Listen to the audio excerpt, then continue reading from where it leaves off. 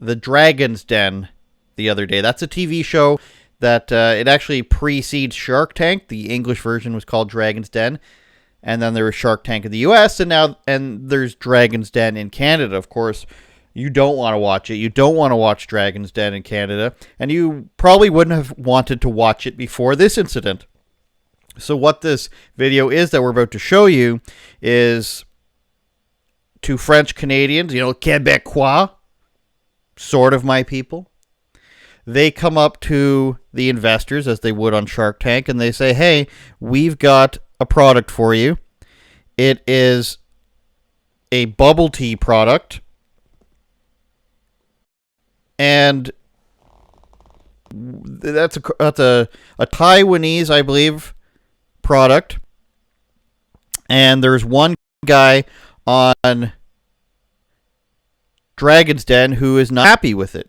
Let's take a look. Let's see what we can see. He basically says that what they're doing by not being is it Taiwanese or Hong Kong? Taiwanese, I believe.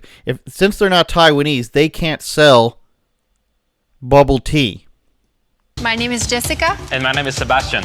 We are here to... Jessica and Sebastian. So this is the guy here that's going to have a problem with it. He is I believe, a Chinese guy. Or a Korean guy. No, wait, he's a Chinese guy, and he's from the television show called Kim's Convenience, in which he plays a Korean guy. So let's remember that in the realm of cultural appropriation. Disrupting or disturbing bubble tea because it's something that's Why? very There near. can be new takes on things. Sure, Nothing- but I'm looking not at everything I'm has looking to at be these two guys. traditional. No, but then there's also an issue of cultural appropriation. There's an issue of taking something that's very distinctly Asian in its identity and quote unquote making it better, which I have an issue with. So you can't make something better if you're not from... There can be no Asian fusion. There can be no Tex-Mex. You cannot change it. And he says Asian identity, which is weird because Indians are Asians, North Koreans are Asians, Mongolians are Asians. You see what I'm getting at? This is not just an Asian thing. There's no North American or Western thing that you can make a claim to. This guy's making crazy claims here that you can't change something or even sell it if you are not of the continent or the race. But I want to hear the pitch before I formulate an opinion. Oh boy, that's one way to start. Yeah, that's one way to start. A little heavy there. But okay. But it's not an ethnical product anymore, not with the popping bobas. So we took the version, the Asian version, and we made it with fruit, with juice. The popping boba is new. I can't say I've had that. It definitely is an experience when you're having it. And do you manufacture this yourself? No, so we have 3 partners, but they are exclusive partners. So they only make my bubble tea. Where? In Quebec. What made you guys get into this business? I was like looking at the data about bubble tea, and the popping boba was just rising every... The Popping Boba. This guy sounds like George St. Pierre. This is on CBC Gem, by the way, I'd like to point out, which is, CBC, for those of you who don't know, is paid for by the taxpayer. And then their app, their premium app, is CBC Gem. This is the most publicity they've ever had, for sure. Because it's a free app using taxpayer dollars, giving you shows that nobody likes. But in addition to shows nobody likes, they'll give you cultural appropriation or the complaints of that. Let's skip forward to see if we can get to the point where this guy starts complaining about the fact that... There we go. We can just see it. A little word after the boba. Clearly you're doing very well. What respect is being paid to this very Asian drink that has blown up around the world? And is it in your teas? Is it in your product development? Who is on your staff? Who is on your cap table that is providing that for you? It's a good question because our best partner is in Taiwan, actually. So they make all the recipe, all the boba. We work really hard. We travel to Taiwan. We speak with them. They are part of our team. It's really important for us. So that's the best part. That's the cultural part of our product. So they go to Taiwan, they get the recipes and the product from Taiwan. So the product is authentically Taiwanese. Will it be enough for him to say, it's okay for you to sell this? Because what he asked was insane. He asked, is there people of the race that created this product involved in your production? Are there people of that race involved in your sales, your marketing, your team? Which is insane. If you were to be like, let's say that white people invented, Burger King or something, does every Burger King around the world have to have a white person? You'd be insane to claim that. You'd be insane to go to Taiwan and say, are you consulting white people about this Whopper?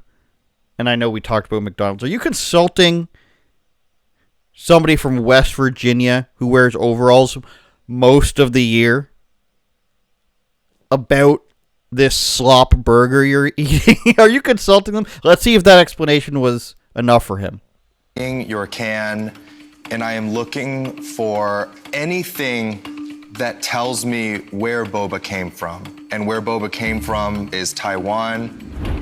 I started this venture company for a lot of reasons, but really primarily to uplift minority entrepreneurs. And not only do I feel like this is not happening here, but that I would be uplifting a business that is profiting off of something that feels so dear to my cultural heritage.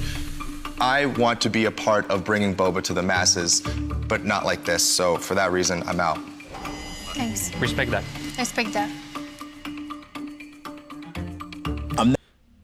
So that's insane, and I'm wondering if now that he came out and said that this is effectively racist, which is an insane thing. I want to be part of things for minority entrepreneurs, so that just means non-white, obviously, which is an insane thing to say. I want to help people based on racial grounds. It doesn't matter who they are as long as they're not white, is what he's saying. And I wonder if that will scare off the other investors, even though we've got black guy, Indian woman, white woman, all these different cultures and races on this panel. I'm wondering if that will scare them out of it because for some reason the one guy has said that it's racist. Not sure I'm the right partner for you. So for that reason, I'm going to be out. I like it. I want to help you build the distribution out in the US. That does take money, for sure. And it takes a team. And that's what you really need to build here. I will offer you... So I don't want to give it away or else CBC will copyright strike me with my own tax dollars. But obviously, she's giving them an offer. So she's not as cucked as he is. She works in beer. That lady, I forget her name, unfortunately, that's not on purpose, but she works in beer, I know that, and obviously she's not afraid to make money because the Chinese guy who plays a Korean guy on a Canadian TV show says it's racist to do that with his bubble tea. You can't serve bubble tea. We used to love our Chinese bubble tea, but now that these white Quebecers are doing it, they're pieces of crap. We can't let them. Let me know in the comments if my impression sucks or not. I might keep doing it anyways, but this is an insane thing. But this is where Canada is in terms of our woke culture. But maybe it's just the CBC, maybe it's just public broadcasting where a Chinese guy who culturally appropriates convenience stores of South Koreans thinks that it's not okay for some white Quebecers to work with Taiwanese people. He really moved the goalpost there. Are you working with these people that make the products? Okay, you are. But on your can, does it say that it's from Taiwan?